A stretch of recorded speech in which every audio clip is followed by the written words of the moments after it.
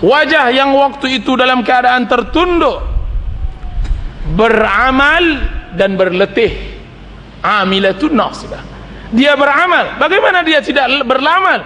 Hari-harinya dia beribadah kepada Allah. Nasibah, bagaimana ia tidak berpeluh?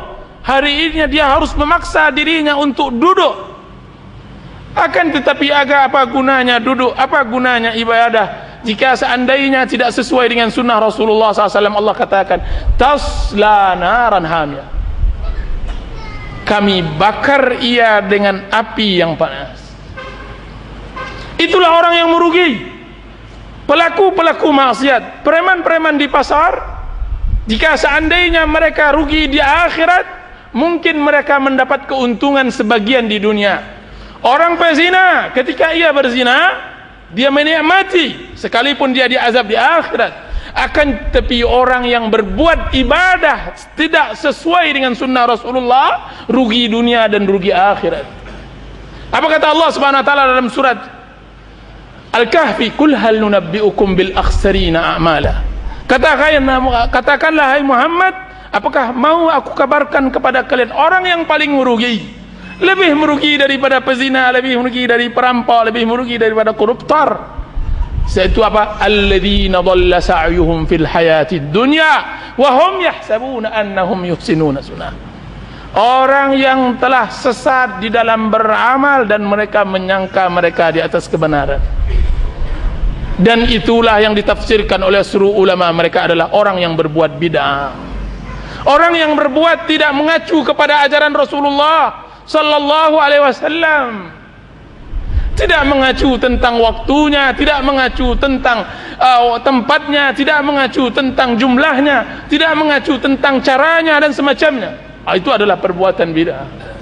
Karena Allah Subhanahu wa taala telah menurunkan Quran, telah menurunkan hadis.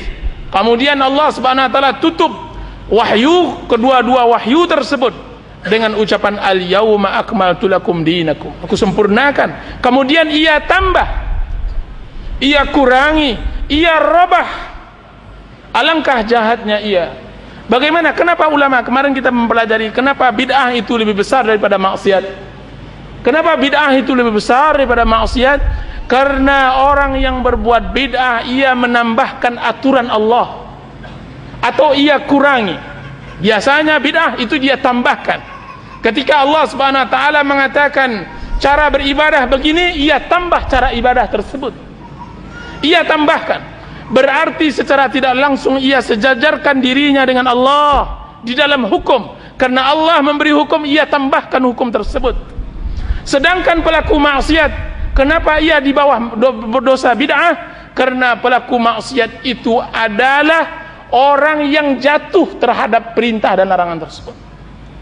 Sesungguhnya orang yang merubah peraturan yang telah dibuat oleh sang raja jauh kurang ajarnya daripada seorang rakyat yang jatuh terhadap kesalahan tersebut.